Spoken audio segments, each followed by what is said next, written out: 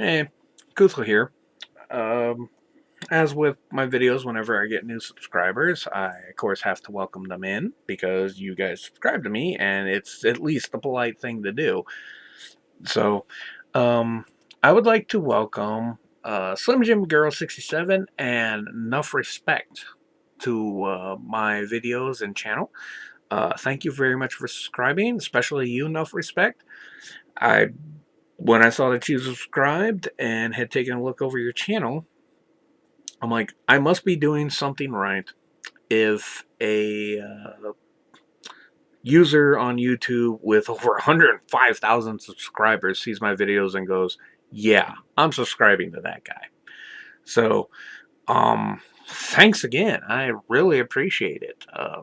Like I said, I was a little taken aback when I saw that, but thank you for subscribing, and you too, Slim Jim Girl. Like I said, just when people subscribe to me, that's cool. Like I said, you're the reason I make the videos. It's the reason why I take the breaks from what has been keeping me preoccupied lately. I need to make more videos anyway. Um, so so when I have subscribers like you guys come along, it makes it worth my time to take a step back and do the videos and whatnot. So thank you very much for subscribing. I really appreciate it.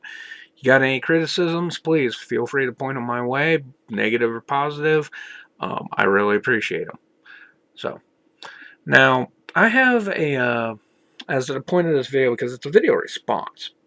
I have a friend, subscriber slash subscribee named Super Smash 43. And we talk a little bit in the comments here and there and whatnot. I like his stuff. He's pretty decent in what he does. And he recently did a video about 2 days ago called Best Argument Against God on Our Currency Ever. And I felt that because I've looked over that particular topic before, it was something that caught my interest a couple years back. I looked over it and was like, oh, okay, cool. You know, but when he did the video, I felt, well, hey, I should probably take a look at that again. Just bone up on it a little bit and whatnot, and so that way I can make this response proper. First things first, some of the facts. All right. From what I understand, when I was looking over this stuff, back in 1814, when Francis Scott Key wrote the Star Spangled Banner, it was considered one possible origin of In God We Trust, because there is a phrase that was used in the song called "And This Be Our Motto, and God Is Our Trust." Um, there's a couple other ones, but that seems to be the one that's the most noted as to where In God We Trust came from. Now, it didn't make its first appearance on any type of currency until, what's it say here, 1864 on the 2-cent coin. So it showed up on coinage currency first. And then slowly started filtering its way in to get onto all coins by 1938, because there was a law that cited that coinage currency needed to have In God We Trust on it, but it excluded the penny and the nickel. And it wasn't until 1938 that it was finally put through that all coins had to have In God We Trust on them. Now, the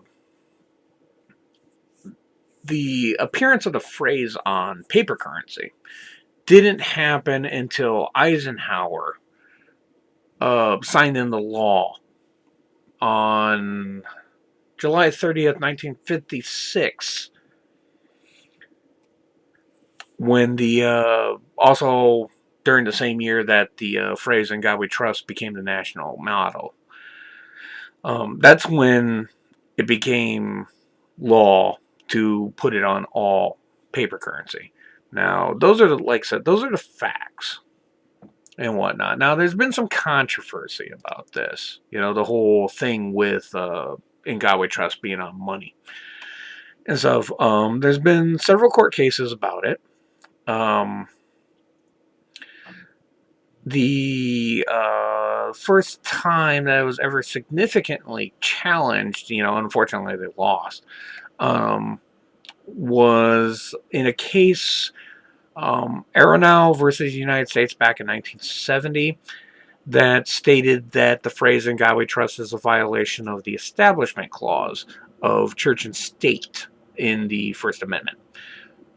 The Ninth Circuit Court of Appeals in the U.S. ruled it is quite obvious that the national motto and slogan on the coinage and currency "In God We Trust" has nothing whatsoever to do with the establishment or religion. Its uses is of patriotic or ceremonial character and bears no true resemblance to a governmental sponsorship of religious exercise. A different case back in 2004 cited that decision. Elk Grove Unified School District versus Newdow. And that was about the Pledge of Allegiance. So, another case in 1984, Lynch versus Donnelly, ruled for why they upheld the motto is because that it is lost through rote repetition any significant religious content. So-called acts of ceremonial deism have lost their history, character, and context. There's also another case, Zorak versus Clausen, where the Supreme Court said that the United States institutions presuppose a supreme being, and that the government recognition of God does not constitute the establishment of such a state church as the Constitution authors intended to prohibit. And then there's also, outside of whole law things and constitutional objections, the most notable figure that actually had problems with in God We Trust being on any type of currency, it was mostly about coinage, was Theodore Roosevelt. He felt it was sacrilegious to God to put it on money. Now, like I said, those are some of the facts, and those are some court cases and whatnot that I'll put them in the info bar as well, so that way if anyone wants to go and take a look, see what people got to say about it, it will be there for them. As to my opinion of it, I personally myself, first off, I personally think that "In God We Trust" is, as I look at it right now, the way things stand in the world as it is, it's an incredibly vague thing. To say "In God We Trust" and not actually specify if it is the Judeo-Christian God. A Muslim comes by, hears that phrase, "In God We Trust." Well, to him, God's Allah. So it's "In Allah We Trust." If you actually run into someone who pays lip service to, say, the Greek pantheon, then it's "In Zeus We Trust." The like the Norse pantheon, "In Odin We Trust." I mean, it goes on and on and on. It's too vague to really specify, specifically what God we're talking about. It, to everybody, depending on their background and raising, whatever it is that they were raised to believe, it can refer to that specific deity. So, I mean, to have it on the money makes it silly for that point, because if they were trying to specifically point to the Judeo-Christian God, that Christianity and Roman Catholicism itself, claim is, the ultimate God, mover and shaker. By having the phrase "In God We Trust," you're not actually pointing towards them. So it's just kind of vague. It's just too vague to really be a reference to the Judeo-Christian God. So the whole little thing to where people are saying it's like, oh, well, with it on money, because I've seen videos where like some stupid kid was there with a handful of change, looking at all of it, going, oh, look it, on a quarter, "In God We Trust," on a penny, "In God We Trust," and so.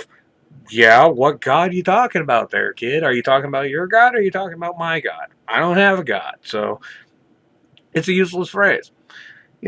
in a Muslim, they'd be like, yes, why I do trust in Allah, so on and so forth, So I mean, it's like I said, it's just too damn vague.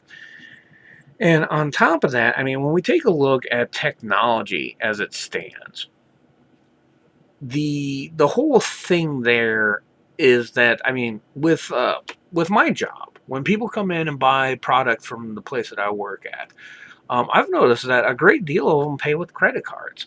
They don't want to carry the currency around, when it's so much simpler just to carry around this little card of plastic that will allow them to buy what they want to anyway. I mean, I remember there was a commercial I saw. It was kind of a joking commercial. It showed a lunch line of a bunch of people. They're buying all their lunch. They're all paying with credit cards. And then one guy has to come in and throw a monkey wrench in the whole thing because he pulls out his wallet and pays for everything with cash. And he slows everything down just hardcore.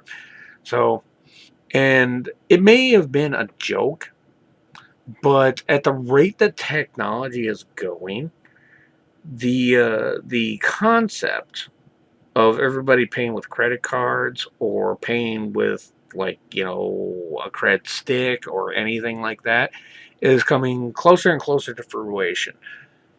And I don't think that in God we trust is not even going to be something to kind of worry about anymore, because what that phrase is. They're not even going to bother. People just want to know the money totals. They don't want to know what's on the bill. Does it belong on the bill? I mean, it's kind of silly for it to be on the bill, but it's not even really going to matter in a couple of years here anyway. At the rate that technology is moving, we might actually start seeing money just kind of becoming a thing of the past. I mean, we're already seeing it now. So, but yeah, Super Smash 43, yeah, no, it shouldn't be on the currency, for a couple of the reasons that you mentioned, but also, if it stays on the currency, then you got nothing to worry about. It's going to go away anyway. So, anyhow, those are my two bits. And I hope that, like I said, I didn't mean to run long with the video, but I hope that you guys liked it. And let me know. I will see you guys later. Take care.